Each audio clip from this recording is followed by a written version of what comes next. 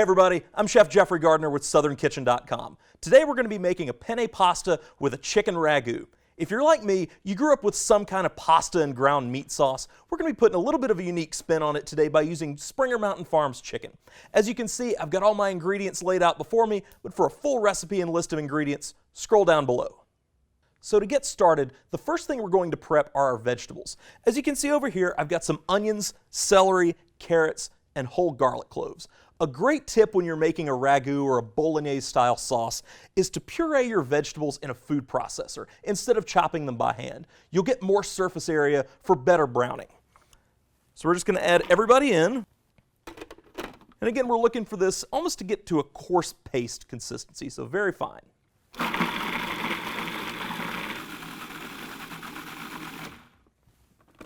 And as you can see, we've got a nice paste going on here.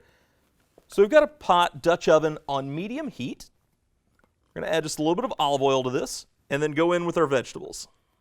Now we really want these to brown, so we're going to stir this frequently, even turning the heat up to medium-high to make sure all the water cooks out of this, the vegetables soften, they'll deepen in flavor, and turn a nice golden brown. One way to aid in the browning is to give our vegetables just a hefty pinch of salt. This is going to help pull the moisture out. We'll go in with more flavorings later, but we want to start with the seasoning right now, just to layer it throughout the dish. It's been about 15 minutes. Take a look inside the pan. There's a lot of browning on the bottom. That's flavor development. We're going to add some things later that will pull all of that into our sauce. But right now, we're going to add just a little bit of chopped thyme and some crushed red pepper. Just give that a quick stir. Don't need to cook it very long, just enough to kind of wake up the oils and the thyme and the pepper, just so you can start smelling it nice and fragrant. Great, so the next thing we're going to go in with is ground chicken. We've taken a whole Springer Mountain Farms chicken and put it through a grinding attachment on a mixer. We've pulled the skin off and we've taken the meat from the bones before we put it through the grinder. Now we're going to add this to the pot, and much like the vegetables, we're going to get some browning on this chicken. The natural moisture that's inside is going to begin to lift some of that flavor off the bottom of the pot. Just like with any part of layering flavors and seasoning, we're going to go in with some salt and also some freshly ground black pepper. As you can see, we're already starting to lift some of this flavor, or fond as we call it, off the bottom of the pot. We're going to keep this on medium heat for about 10 to 15 minutes or until our chicken is golden brown. As you can see, our chicken is nicely browned. We've been stirring it the entire time just to keep that nice ground meat texture and prevent it from clumping up. Now here's what's going to separate your bolognese or your meat sauce from all the imposters. We're going to start with tomato paste. This is not going to be too tomatoey. We just want enough to kind of have a good background note. This is about 1/4 cup. We're going to stir this because we want to really develop this flavor and almost get our tomato paste to caramelize and turn from its vibrant red color to almost a rust or copper color. Don't be alarmed that the bottom of the pot has a lot of browning on it. That's coming up, and that's going to be wonderful flavor in our sauce. All right, our tomato paste is toasted. Next secret, milk. We're going to add a little wine later, but the milk is going to add a great richness, fattiness, and prevent the wine from turning the meat too acidic. This is going to begin to pull all of these flavors off the bottom of our pot, but we're really looking for the milk to toast and caramelize here and reduce to almost nothing. Our milk has reduced and absorbed into the meat. This is looking good.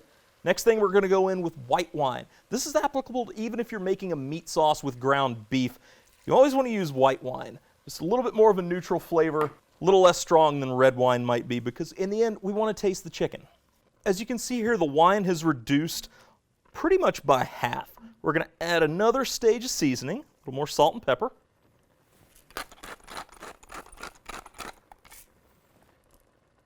And then we're going to go in with some chicken broth.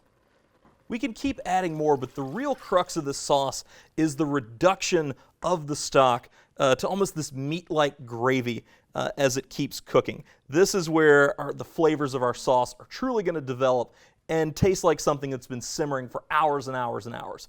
We're going to let this reduce. We may add a little bit more. We're going to see how we like the sauce and just kind of repeat the process as needed.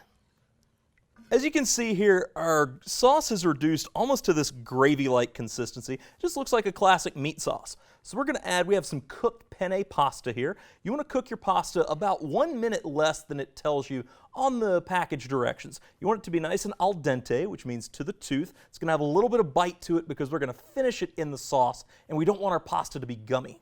Throwing everybody in here. You're gonna look for about a 50-50 ratio of pasta to sauce. Typically, you want to have just enough sauce to coat the pasta, but with a delicious ragu like this, 50-50 is really what you want.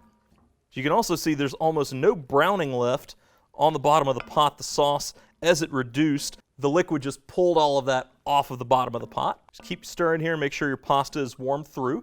If you feel like it's a little thick for you, we reserved some of the cooking water from our pasta. You can see it's really cloudy and starchy, and it also has salt in it from when we heavily seasoned it earlier before we boiled the pasta. You just want to add a little bit at a time until you get at the consistency that you like.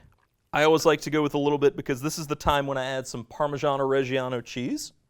I like to go with about half a cup at this phase, and then we'll grate some more on right when we're ready to serve.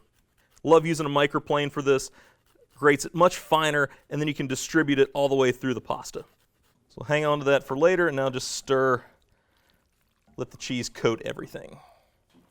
All right, now it's time to serve. We're going to serve this family style, but you can do individual portions if you like.